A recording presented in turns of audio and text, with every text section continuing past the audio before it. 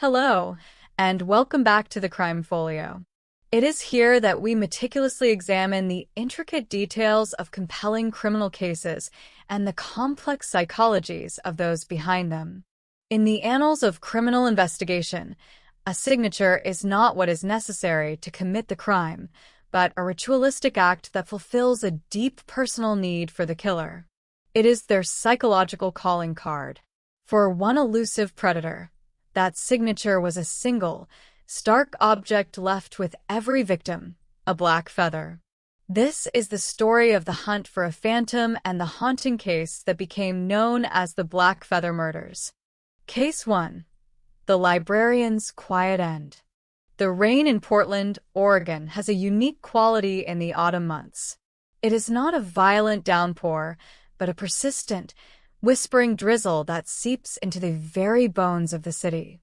It mutes the colors of the falling leaves, turning vibrant maples into somber shades of rust and ochre. It slicks the cobblestones of the Pearl District and casts a gray, contemplative sheen over the Willamette River.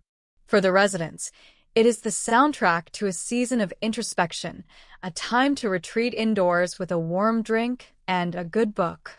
It was in this atmosphere of quiet melancholy, on the morning of October 14th, 2011, that the city's gentle rhythm was irrevocably disturbed. Eleanor Vance was a creature of habit, a woman whose life was a testament to the comforting power of routine. At 62, she was the head archivist at the Multnomah County Central Library, a position she had held for nearly 3 decades. Her world was one of Dewey Decimal classifications, the delicate scent of aging paper, and the hushed reverence of patrons seeking knowledge. Her colleagues described her as meticulous, kind, but intensely private.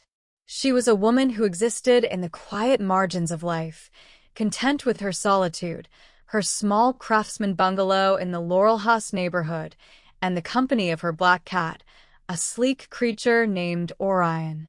Her routine was as predictable as the changing of the seasons.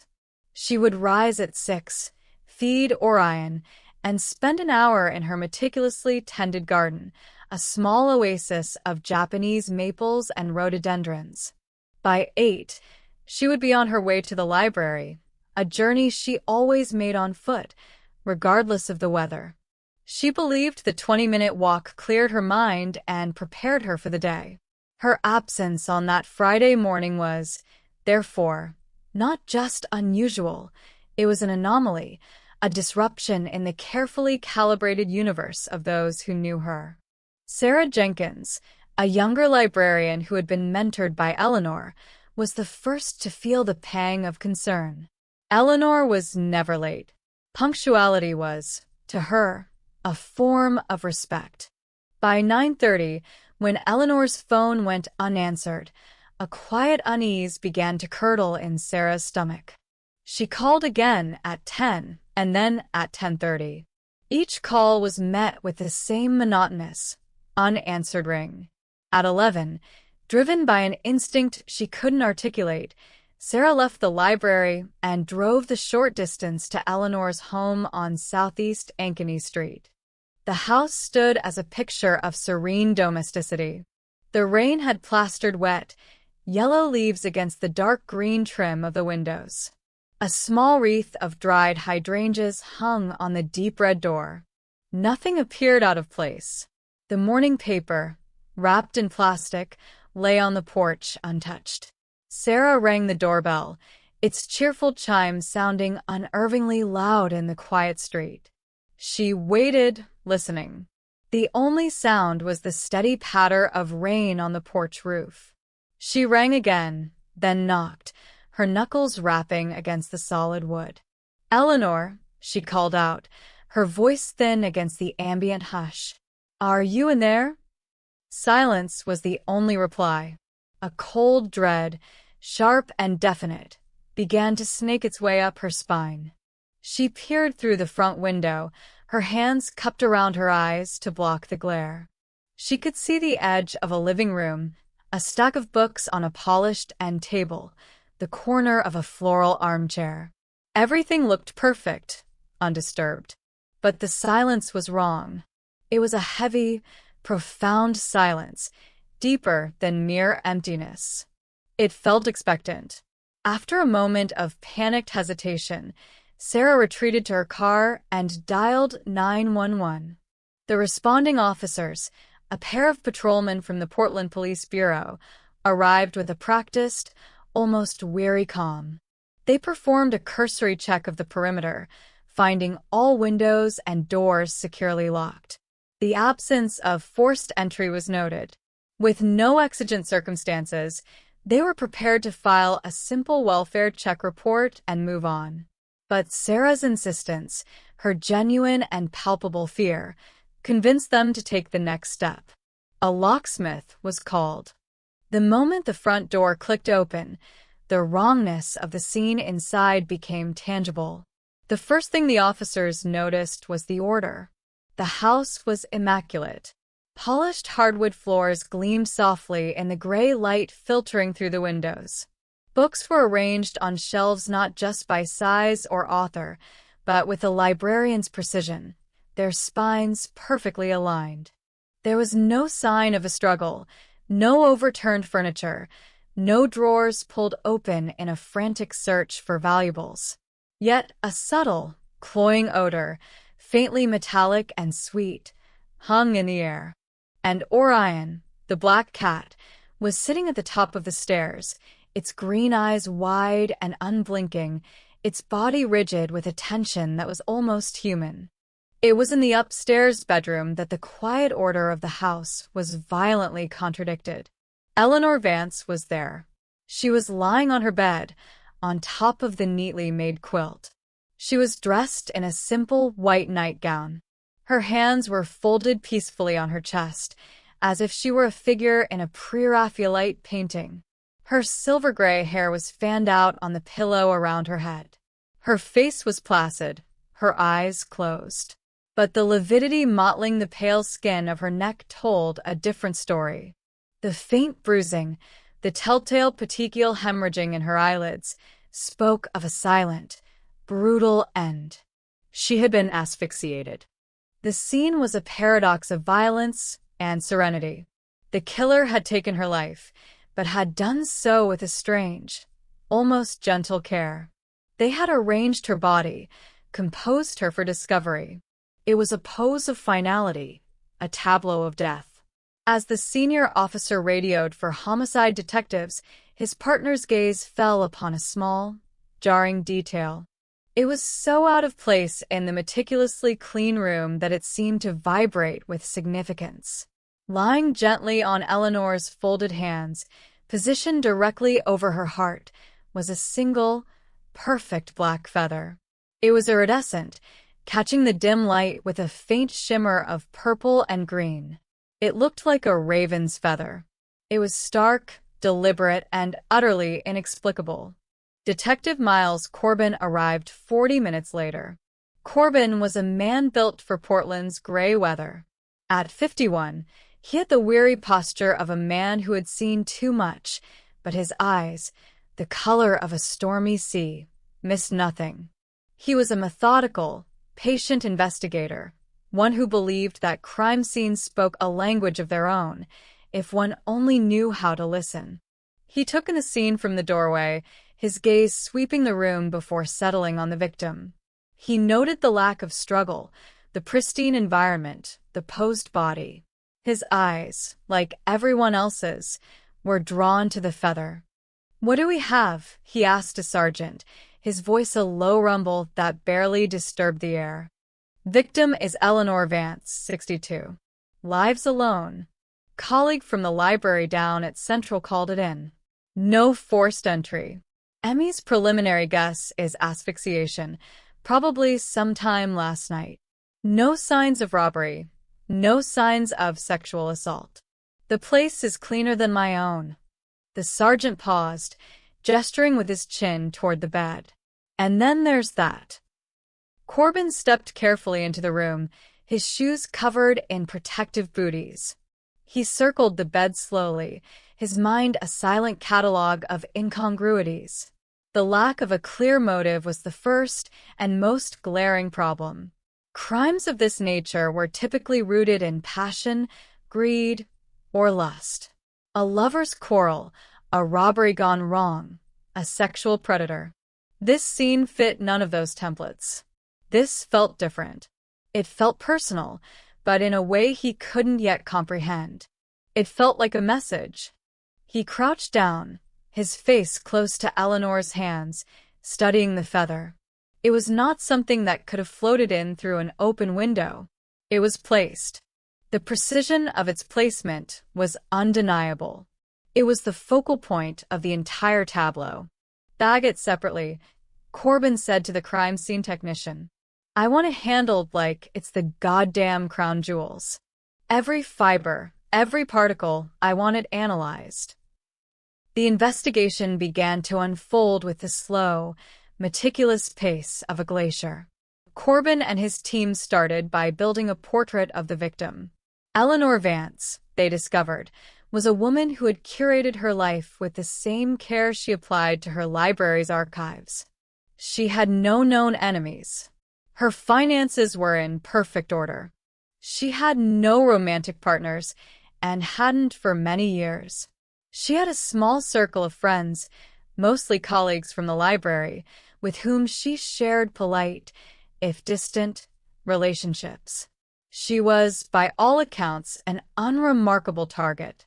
A woman who had made no ripples in the world, who had done nothing to invite such a monstrous intrusion into her quiet existence. Interviews with neighbors yielded nothing. No one had seen or heard anything unusual on the night of October 13th. The rain had provided a perfect cloak of anonymity, muffling any sounds of approach or departure. The house next door, a rental occupied by a rotating cast of university students, had been hosting a quiet study group. They had noticed nothing. The elderly couple across the street had been watching television, their curtains drawn against the damp chill. The killer had moved like a ghost through the sleeping neighborhood. The detail of no forced entry became the central pivot of the investigation. It suggested one of two possibilities, both of them chilling.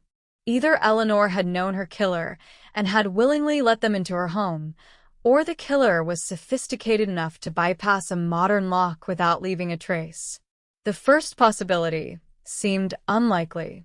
Eleanor was a cautious woman, not one to open her door to strangers, especially at night. The second suggested a predator with a higher level of skill and planning than the typical offender. Days turned into weeks. The forensic report on the feather came back.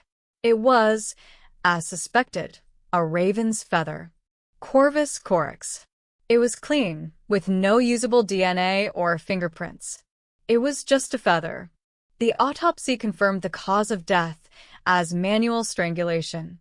The pressure had been firm, steady, and ruthlessly efficient. There were no defensive wounds on Eleanor's hands or arms, suggesting she had been taken completely by surprise, perhaps attacked while she slept. The killer had subdued her quickly and silently, before she had a chance to fight back. Corbin found himself returning to the crime scene photos again and again, late at night in his quiet office, the city lights of Portland reflecting in the window behind him.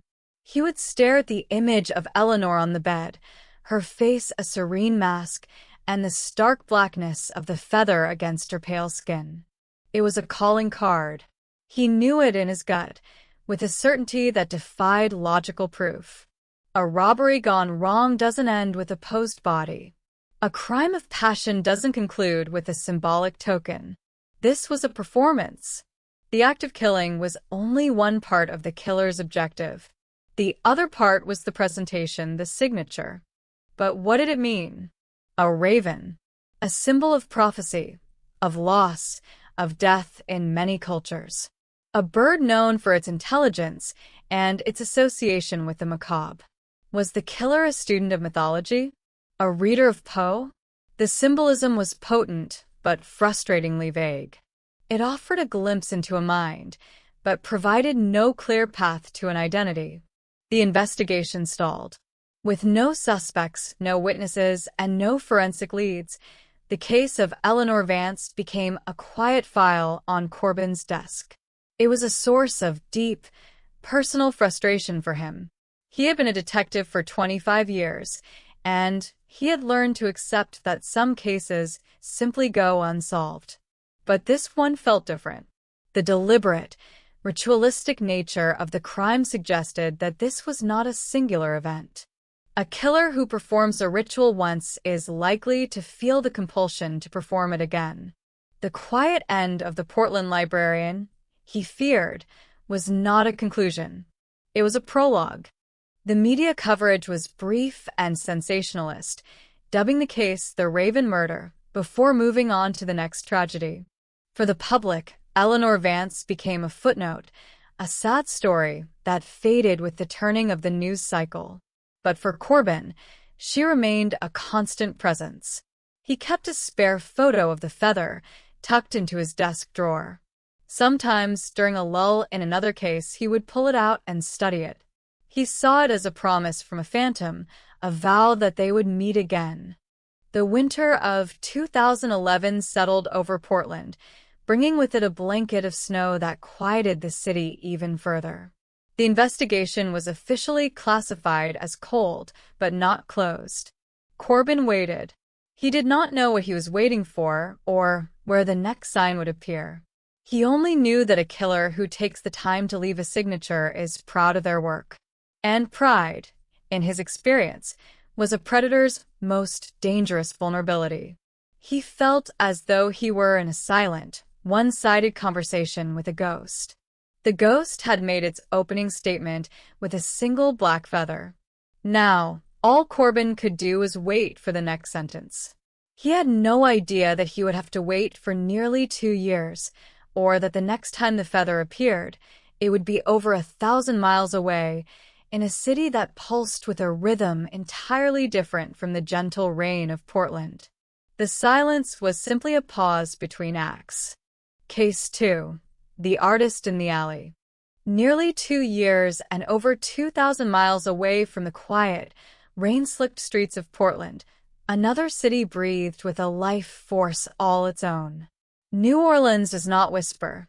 It sings, shouts, and weeps, often all at once. It is a city of profound sensory overload, a humid tapestry woven from the scents of chicory coffee, sweet olive, and the faint, ever-present decay of damp history. In the French Quarter, a cacophony of jazz trumpets, drunken laughter, and the clatter of horse-drawn carriages spills from every street corner, a relentless celebration of existence. It is a city that wears its heart, its history, and its hedonism on its sleeve. And it was here, in the vibrant, chaotic heart of the View Care, on the morning of August 7th, 2013, that the Phantom from Portland made his second statement. The alley was officially named St. Anne's Passage, but locals knew it simply as the Muse's Cut. It was a narrow, brick-lined artery connecting the boisterous energy of Bourbon Street to the relative calm of Royal Street. By day, it was a thoroughfare for delivery workers and tourists seeking a shortcut. By night, it transformed into a liminal space, a place for clandestine meetings, for artists to steal a moment of quiet inspiration, for lovers to share a hidden kiss. Its walls were a canvas of layered graffiti and wheat-pasted posters, a living document of the city's transient creative spirit. At 5:45 a.m., as the first blush of dawn began to fight against the lingering neon glow of the quarter, a street sanitation worker named Antoine Devereaux steered his vehicle into the passage for his routine sweep. The air was thick and heavy, already promising a day of oppressive heat. Antoine, a man whose 50 years in the city had rendered him immune to its more lurid nocturnal leftovers, was simply focused on the job. But as his headlights cut through the gloom, they illuminated something that made him slam on the brakes. Propped against the weathered brick wall, halfway down the alley, was a figure. At first, Antoine thought it was one of the many street performers or a mannequin left as a prank. But the stillness was wrong. It was the absolute, inviolable stillness of a photograph. He cut the engine, the sudden silence amplifying the distant murmur of the city. He cautiously approached the figure. It was a young man, perhaps in his mid-20s. He was dressed in paint-splattered jeans and a thin cotton shirt. His dark, curly hair was tousled, and his head was tilted to one side, as if listening to a secret. He was seated on the ground, his back perfectly straight against the wall, his legs crossed in front of him. His hands, like Eleanor Vance's 2 years prior, were folded neatly in his lap. His face was peaceful, almost beatific, his eyes closed. But the dark, mottled bruising visible on his neck, stark against his olive skin, screamed of a violent, intimate struggle that had no other visible evidence. And there, resting in the cup of his folded hands, was the killer's impossible signature. A single, glossy black feather. In the humid, garbage-strewn alley of New Orleans, it looked as alien and as deliberate as it had in the pristine bedroom in Portland. It was a stark piece of punctuation at the end of a life. Antoine Devereaux, who had seen everything the French Quarter could throw at a man, slowly backed away and reached for his radio with a trembling hand. Detective Isabella "Izzy" Dubois of the New Orleans Police Department arrived as the sun was beginning to assert its dominance over the city. Izzy was a product of the Bayou, a woman with Cajun blood and a pragmatism honed by years of navigating the city's unique blend of flamboyant mysticism and brutal depravity. She moved with a purpose that defied the morning's languid heat, her sharp eyes scanning the scene, cataloging details with a practiced efficiency. The victim was quickly identified as Julian Croft. At 26, Julian was a rising star in the New Orleans art scene.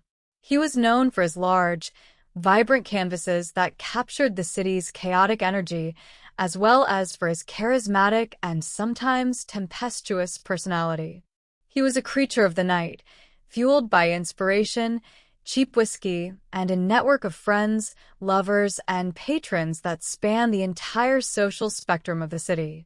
He was, in essence, the polar opposite of Eleanor Vance. Where she was quiet solitude, he was joyous noise. Where her life was a carefully curated archive, his was an open, sprawling, and messy masterpiece in progress. Izzy's initial assessment was grounded in the realities of her city.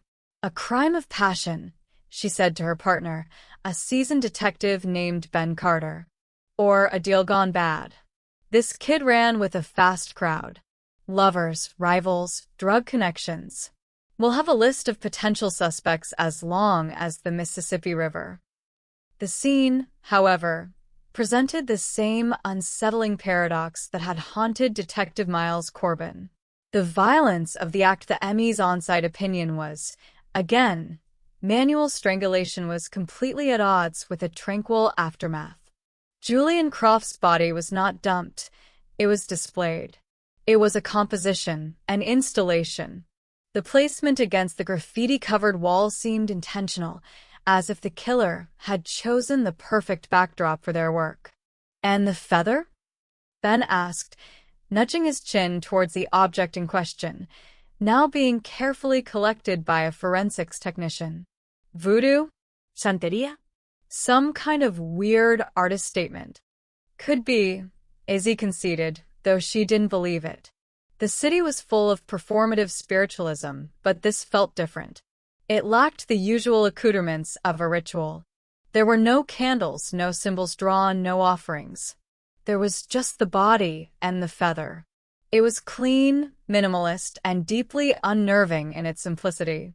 Let's treat it as evidence, not as a message from the spirit world. For now. The investigation into Julian Croft's life was a whirlwind tour of the New Orleans underbelly. Izzy and her team interviewed gallery owners who both admired and envied his talent. They spoke to a string of heartbroken former lovers, both men and women, who described him as magnetic but unreliable. They tracked down his known associates, a colorful cast of musicians, poets, and small-time hustlers who populated the bars and cafes of the Marigny and the Bywater. Everyone had a story about Julian. He owed money to a gallery owner. He had been in a fistfight with a rival painter a month ago. He had recently had a nasty breakup with a possessive patron. The list of people with a motive for anger was long. But a motive for this kind of cold, ritualistic murder?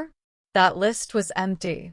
No one could imagine anyone wanting to kill Julian in such a bizarre, theatrical manner. As in Portland, the victim seemed disconnected from the nature of the crime committed against him. Weeks passed. The oppressive heat of August gave way to the milder air of September. The forensic evidence, or lack thereof, was depressingly familiar. The alley was a contaminated space, yielding hundreds of fingerprints and DNA samples, none of which could be tied to the crime. The feather was again identified as belonging to a raven. It was pristine, carrying no useful trace evidence. The autopsy confirmed manual strangulation, with no defensive wounds. Julian, like Eleanor, had been taken by complete surprise, subdued by an unseen and overwhelmingly efficient force. The case was going nowhere. The energy of the initial investigation dissipated, leaving only the quiet hum of frustration in the homicide division. The feather was logged into evidence, a strange curiosity in a city already full of them. The file on Julian Croft was thickening with dead-end interviews and negative forensic reports. Izzy felt the case slipping away, becoming another one of the city's ghosts, another unsolved story whispered in a dark alley. The breakthrough came not from a witness or a confession, but from the cold, impartial logic of a computer hundreds of miles away in Quantico, Virginia.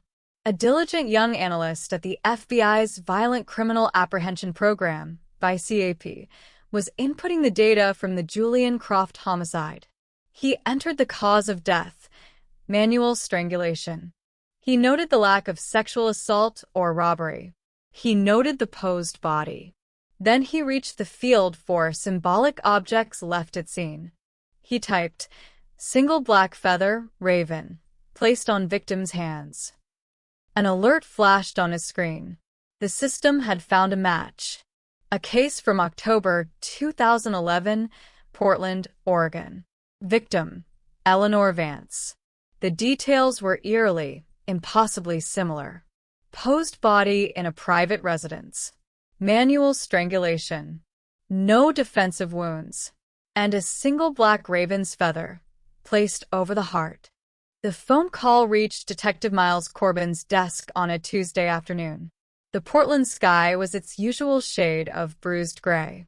For nearly 2 years, the memory of Eleanor Vance had been a quiet, persistent ache in the back of his mind. He had never closed her file, physically or mentally. When his phone rang and the caller identified himself as an agent from VCAP, a cold, grim sense of vindication washed over him. He had known this day would come.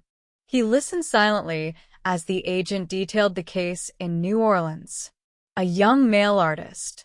An alley in the French Quarter. Posed. And the feather. Corbin closed his eyes. It wasn't a question of if, but who and why. "I need to speak to the lead detective," Corbin said, his voice low and steady.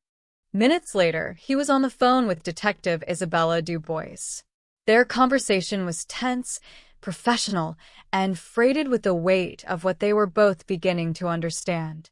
Izzy, initially guarded, felt a chill crawl down her spine as Corbin described the scene in Eleanor Vance's bedroom. He described the folded hands, the peaceful expression, the precise placement of the feather. It was as if he had been in the alley with her. "Email me the crime scene photos," Izzy said, her voice tight. The feather. The email arrived moments later. Izzy opened the attachment. On her screen, she saw 2 images side by side. One showed the pale, wrinkled hands of an elderly woman resting on a floral quilt in a quiet bedroom. The other showed the strong, calloused hands of a young artist resting on paint-splattered denim in a grimy alley. In the center of each image, stark and identical, was a single black feather. The geographic distance, the 2-year gap, the wildly different victims, all of it collapsed into a single, terrifying point of certainty. This was not a coincidence. This was the work of the same person. The revelation sent shockwaves through both police departments. This was no longer a local homicide. It was the work of a traveling serial killer. The media, catching wind of the connection, seized upon the story. They needed a name for this phantom, and the feather provided one. He became the Black Feather Killer, a moniker that was both chilling and evocative, turning the killer into an almost mythical figure. Within a week, the FBI had formally intervened, establishing a multi-agency task force to hunt the killer. Detective Corbin flew to New Orleans to meet with Detective Du Bois and the newly assigned lead from the Bureau, Special Agent Marcus Thorne. Thorne was a man who seemed assembled from sharp angles and cold logic, a veteran of the Behavioral Analysis Unit. Their first meeting took place in a sterile conference room that felt a world away from the city's vibrant chaos. The crime scene photos of Eleanor Vance and Julian Croft were projected onto a large screen. The contrast was stark. An elderly librarian and a young artist. A quiet home and a public alley. Portland and New Orleans. Our unsub is not targeting a victim type, Thorne stated, his voice devoid of emotion as he paced before the screen. He's not a lust killer or a financial gain killer. The victims are props. They are canvases. The consistency is not in the who, but in the how and the what. He pointed to the feathers. This is the core of his fantasy. The signature. It's a non-negotiable part of the ritual. It tells us he is organized, meticulous, and patient. The 2-year gap shows a remarkable degree of control. He doesn't kill because he has to in a frenzy. He kills when the conditions are right, when it fulfills a deep psychological need. Corbin, quiet until now, spoke up. He's confident. To walk into a locked home in Portland and then leave a body in one of the busiest parts of New Orleans, he feels invisible, untouchable. And he's a traveler, Izzy added, her arms crossed. He's comfortable in different environments. He either has a job that requires travel, or he moves for the specific purpose of the hunt. He blends in. A preliminary psychological profile began to form. They were hunting for a ghost. A white male, likely between 30 and 50, intelligent and socially adept enough to appear completely normal. He was a chameleon, capable of navigating a quiet residential street or a chaotic urban center with equal ease. The victims were not random, but they were not personal either. They were symbolic. But symbolic of what? The question hung in the air, as thick and heavy as the New Orleans humidity. For Miles Corbin, the confirmation was a bitter pill. He had been right, but being right meant that another person had died in the same horrific, ritualistic manner as Eleanor. For Izzy Du Bois, the case had transformed from a perplexing local murder into a piece of a monstrous national puzzle.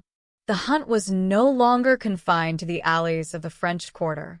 It was now a sprawling, nationwide search for a killer who moved silently between cities, leaving nothing behind but a posed body and a single, cryptic token. The Black Feather Killer had now delivered 2 acts of his macabre play. The members of the new task force could only wait and watch and wonder where the curtain would rise for the third. Case 3. The Scholar's Final Lesson. The third act did not unfold in the rain-soaked Pacific Northwest or the humid, vibrant South. Instead, the killer chose a stage steeped in history, intellect, and old-world prestige, Cambridge, Massachusetts.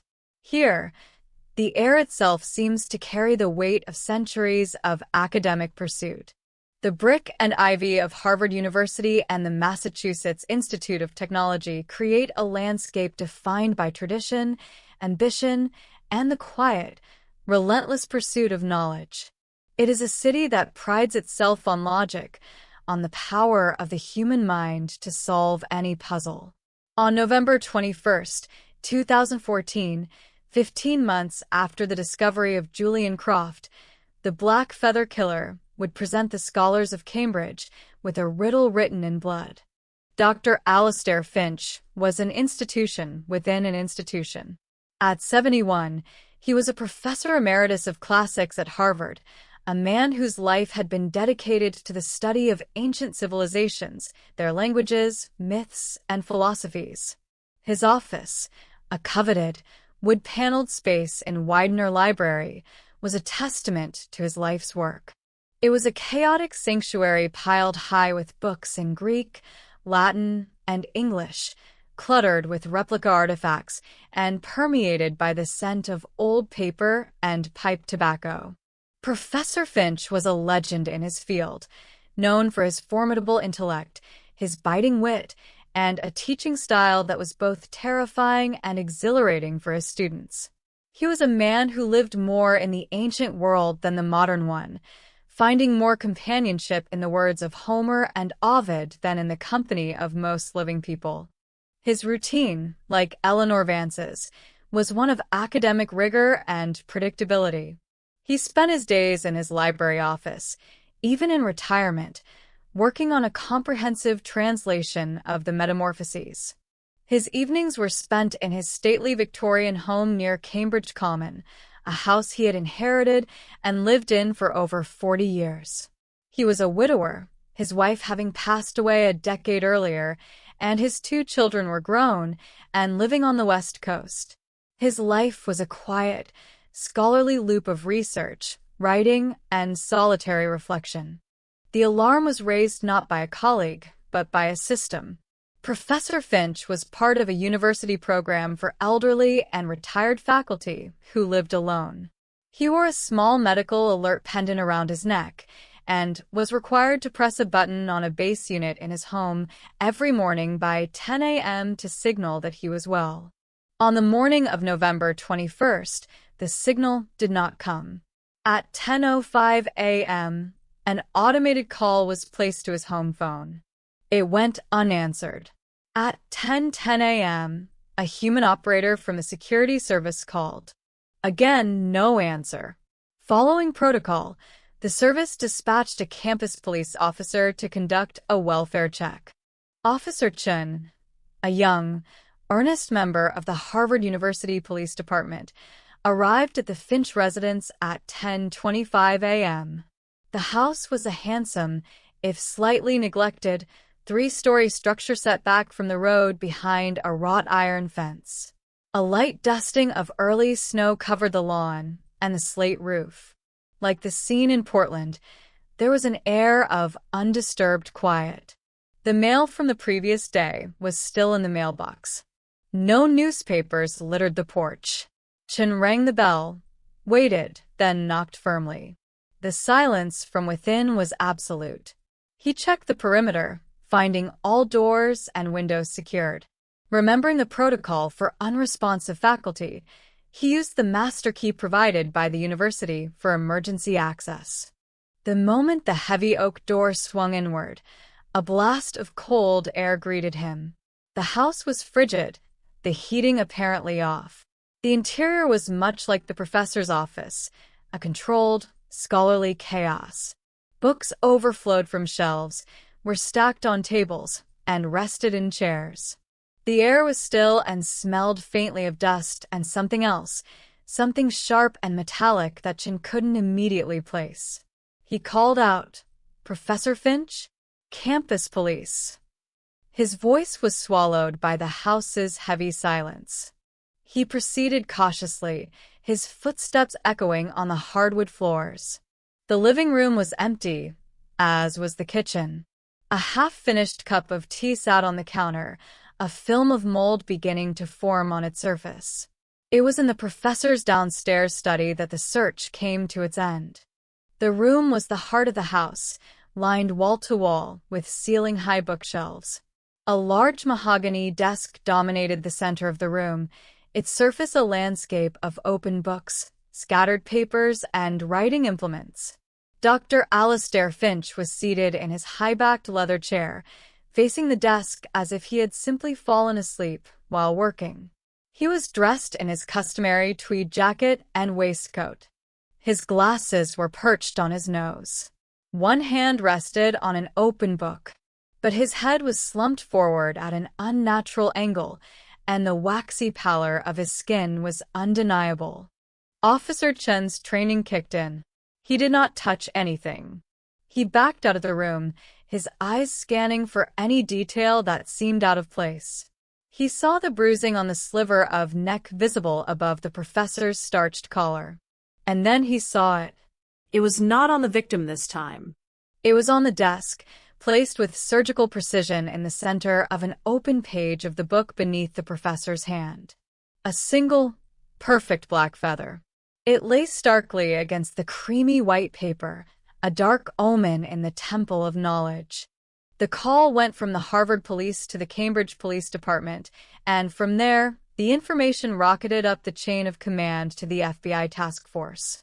Special Agent Marcus Thorne and his team were on a plane to Boston within hours. Detectives Corbin and Du Bois were conferenced in, their respective offices suddenly feeling like remote outposts in a war against a phantom. The crime scene at the Finch residence was both maddeningly similar and uniquely different from the previous two. The victim, like Eleanor Vance, was elderly and lived a solitary, predictable life. The cause of death, the ME confirmed, was again manual strangulation, swift and efficient, with no signs of a struggle. He was likely attacked from behind while seated at his desk, lost in his work. The killer had entered and exited the secure, locked home without leaving a trace, demonstrating a terrifying level of skill in bypassing security. But the signature had evolved. The placement of the feather was different. In Portland and New Orleans, it was on the body, a personal adornment for the victim. Here, it was presented as part of a larger tableau. It was a clue, or a taunt. Agent Thorne stood over the desk, his face an unreadable mask of concentration. The book under Professor Finch's hand was a heavily annotated copy of Ovid's Metamorphoses. It was open to Book 6. The feather was placed directly over a passage describing the myth of Philomela and Procne, the story of two sisters who take a brutal revenge on a king, a revenge that culminates in their transformation into birds, a nightingale and a swallow. "He's communicating with us," Thorne said, his voice a low murmur. "This isn't just a signature anymore. It's a dialogue. He knows we're watching. He knows we connected the cases. This is for us." Miles Corbin, listening on speakerphone from his Portland office, felt a grim knot tighten in his stomach. The killer was not just proud, he was arrogant. He was playing a game, and the victims were his pawns. "What about the raven?" Izzy Du Bois asked from New Orleans. "The myth is about a nightingale and a swallow. Why still use a raven feather?" "Because the raven is his symbol," Thorne replied. "It's his name. He's signing his work, but he's using the professor's own environment, his own language, to add a layer of commentary. He's showing us how smart he is. He's telling us he can walk into the world of a Harvard classicist and beat him at his own game."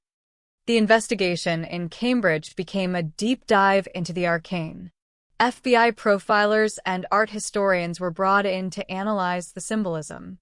Was the killer a former student of Finch's? A disgruntled academic rival? The task force meticulously combed through decades of university records, searching for anyone who might hold a grudge against the formidable professor. They investigated students who had failed his classes, junior faculty he had denied tenure, scholars whose work he had publicly criticized. The list was long, but it led nowhere. Professor Finch was widely respected, if not always liked. No one in his immediate academic circle fit the profile of a sophisticated, traveling serial killer. The task force was forced to expand its psychological profile. The killer was not just intelligent. He was educated, possibly with a background in humanities, mythology, or literature. He was comfortable in diverse settings, moving from the quiet Pacific Northwest to the boisterous South, to the intellectual hub of the Northeast. This suggested a level of social and professional mobility that was difficult to trace. He was a ghost with a liberal arts degree. The media frenzy reached a fever pitch. The Black Feather Killer was now the Poet Killer, a moniker that romanticized his horrifying acts. He was no longer just a murderer. He was a dark intellectual, a Moriarty-like figure playing a deadly game with law enforcement. This public perception was a source of immense frustration for the task force. They knew that behind the mythology was a brutal, ruthless predator who strangled the life out of his victims. Corbin, Du Bois, and Thorne found themselves in daily, often hourly, communication. They were a trio bound by a shared obsession. They knew their killer's methods. They were beginning to understand his psychology, but they had no idea who he was. They had no DNA, no fingerprints, no face.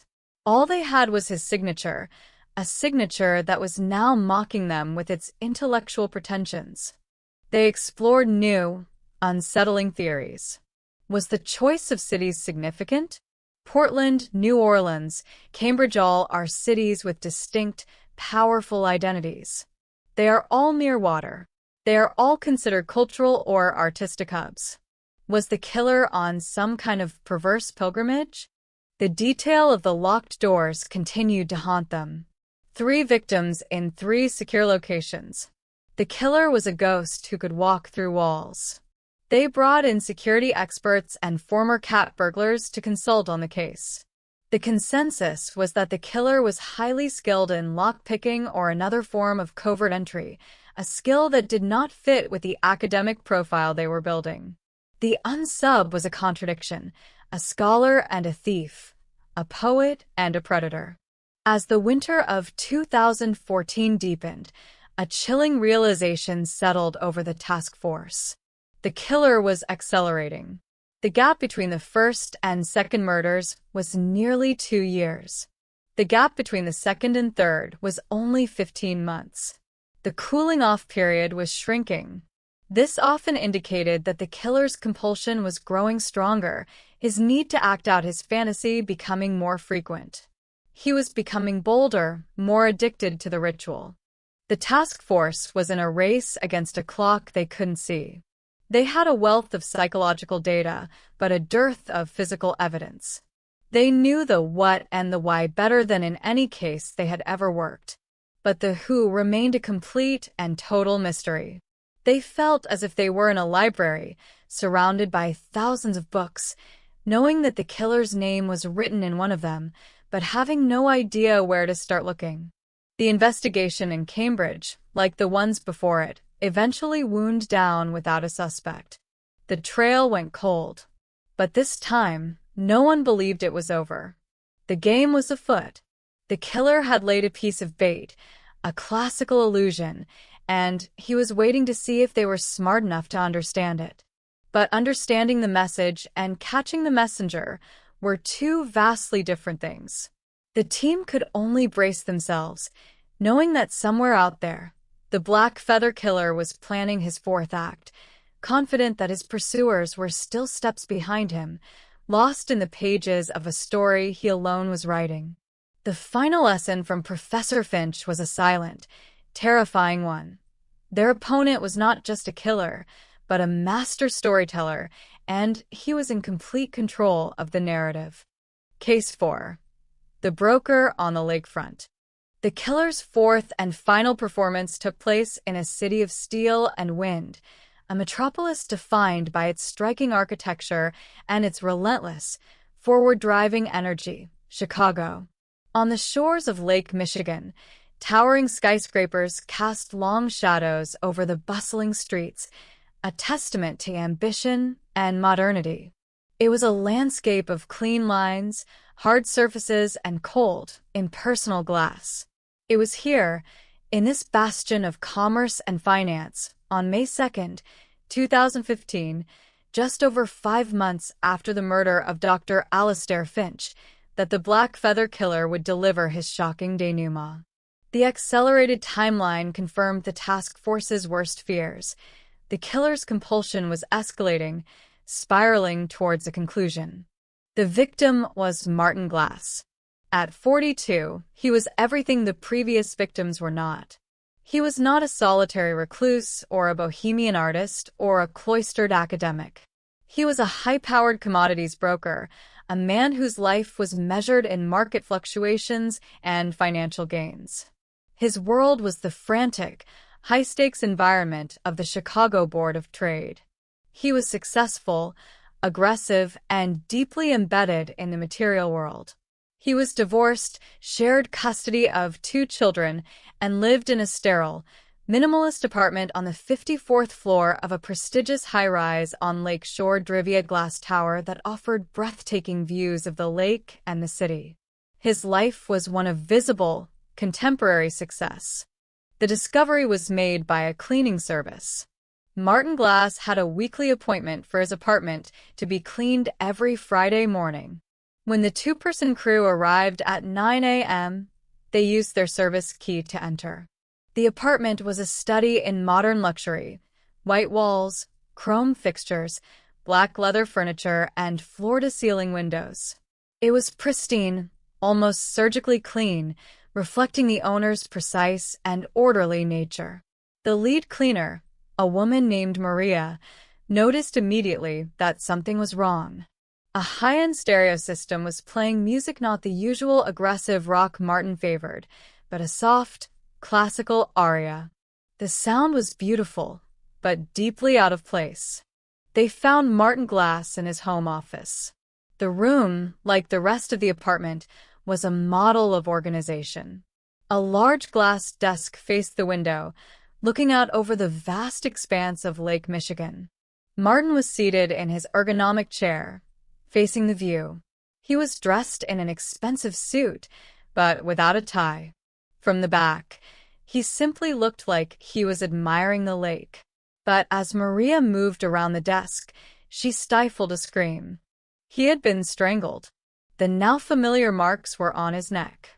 His hands were not folded in his lap, but placed flat on the glass surface of the desk, palms down, as if he were presenting something. His expression, unlike the others, was not peaceful. It was one of surprise, his eyes wide open, staring at the endless blue horizon. The killer had arranged him, but this time, the pose was one of shock, not serenity. And between his hands, on the cold, clear glass, lay the signature. The single black raven's feather. Next to it was another object, something new.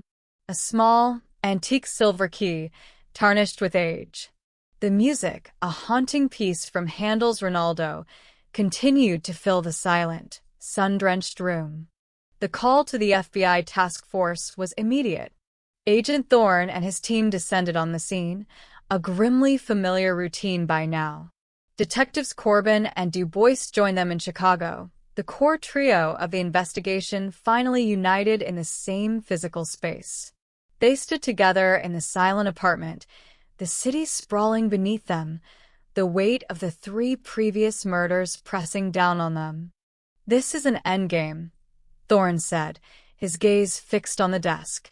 "Look at the victimology. A librarian, an artist, a scholar, and now a broker. The keeper of stories, the creator of beauty, the guardian of knowledge, and now the master of commerce. It's a pattern, but it's not about their personalities. It's about their archetypes." The scene was a treasure trove of new clues, a deliberate shift in the killer's MO. The open-eyed victim, the classical music, the key. It was a cascade of new information, a final, elaborate message. "He's showing us his range," Izzy Du Bois noted, her voice tight with a mixture of revulsion and awe. He can penetrate a quiet bungalow, a public alley, a historic home, and now a high-security skyscraper. The building's security is state-of-the-art. Key card access, 24/7 concierge, security cameras everywhere. How did he get in and out without being seen? The security footage provided the first major break in the entire case. But it wasn't what they expected. Combing through hours of footage, an analyst flagged a recurring figure: a maintenance worker. Over the past 3 months, a man in a standard blue uniform had been seen entering the building, using a legitimate contractor's pass. He would service various utility closets and service elevators, never drawing attention. He was part of the building's background noise.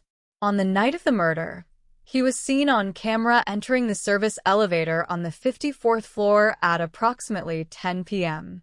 He did not appear on camera again until 6 a.m., exiting through a basement service door. He had been in the building all night. The contracting company had no record of sending a worker to the building on that night. The ID he used was a high-quality forgery. The task force finally had a face.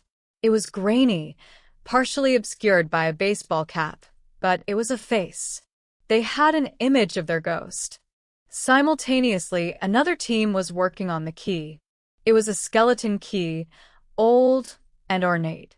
An expert from a local museum identified it as a type used for antique roll-top desks or private library cabinets from the late 19th century. On its own, it was meaningless. But Agent Thorne had a hunch. "He's been communicating with us through the scenes," Thorne theorized, pacing the conference room. Portland was the introduction of the signature. New Orleans confirmed the series. Cambridge was a direct intellectual taunt. What is this? This is the conclusion. The feather is the signature. The key is the answer. It unlocks something. Not a physical door. A file. An idea. He turned to Corbin. Portland. Eleanor Vance. The librarian. She wasn't just a librarian. She was an archivist. What if she archived something for him? Something he wanted back, or wanted to suppress? It was a long shot, a needle in a haystack of needles. But they had nothing else. Corbin got on the phone with the Multnomah County Library. He asked them to pull every private archival record, every sealed collection, every single piece of donated material that Eleanor Vance had personally processed in the 5 years leading up to her death. He didn't know what he was looking for.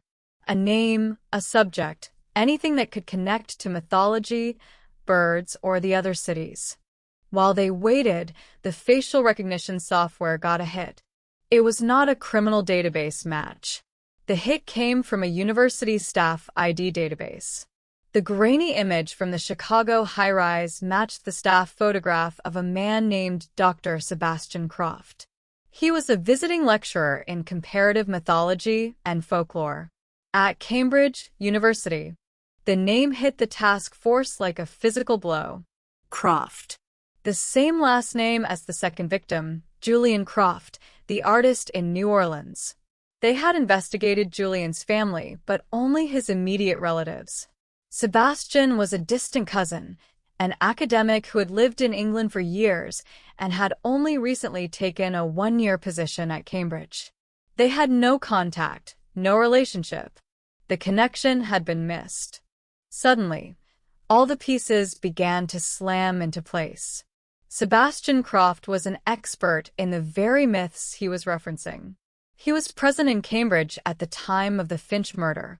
His job as a visiting lecturer gave him the mobility and the flexible schedule to travel. He fit the intellectual profile perfectly. But why? What was the motive? The call came from Portland. An archivist, following Corbin's desperate request, had found something. A sealed collection of personal journals and papers, donated 3 years before Eleanor Vance's murder. They were the papers of a disgraced anthropologist who had been fired from his university for unethical experiments in the 1970s. The collection was sealed at the donor's request for 50 years. The donor was a young graduate student who had inherited the papers from his grandfather. The donor's name was Sebastian Croft. Thorne, Izzy, and Corbin gathered around a speakerphone as the archivist, having obtained an emergency warrant to unseal the documents, described the contents. The journals detailed the anthropologist's obsessive, cruel psychological experiments on his own son. He had used techniques of sensory deprivation, fear conditioning, and psychological torture, all centered around avian and mythological themes. He was trying to induce a primal state in the boy. The boy's name was not mentioned, but the details were horrific. The boy had been locked in dark rooms with ravens, forced to memorize myths, and punished for any show of weak emotion. The motive was suddenly, horrifically clear. The victims were not random archetypes. They were surrogates. Each victim represented a figure from Sebastian's trauma. Eleanor Vance, the archivist, was the keeper of his secret shame, the person who had to be silenced to lock the story away.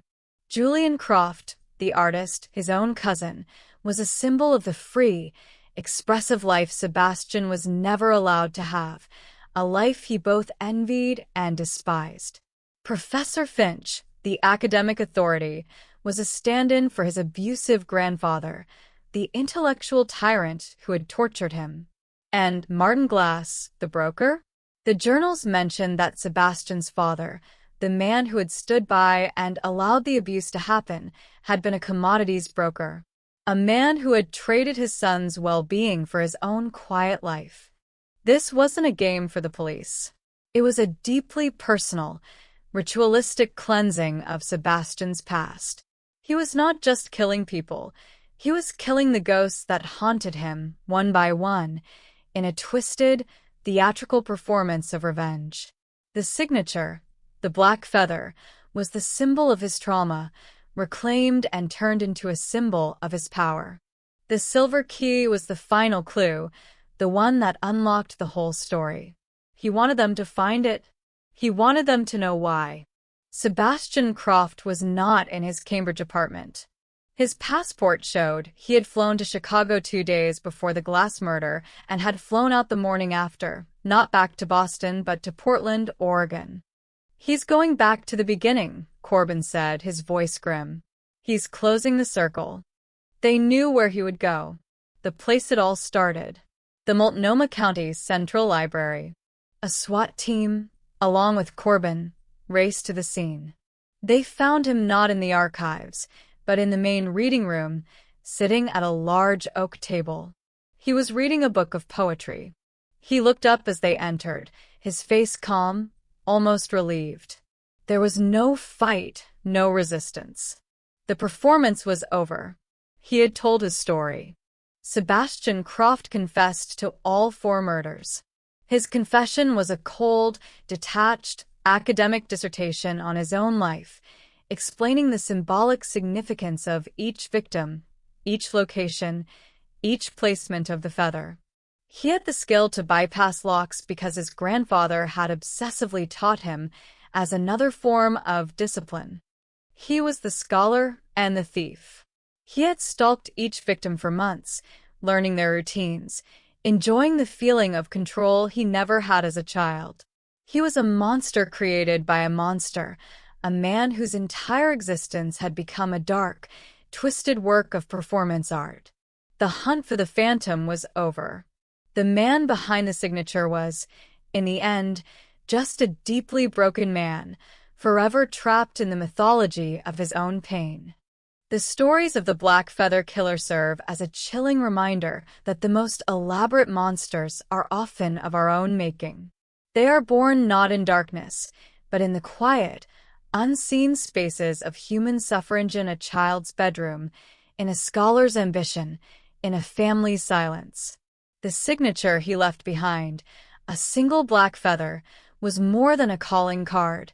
It was a scar made visible, a symbol of a private pain that grew until it could no longer be contained, spilling out to write its own terrible history. We remember the victims Eleanor, Julian, Alistair, and Martinot as archetypes in a killer's narrative, but as individuals whose quiet lives were stolen to serve a story that should never have been written.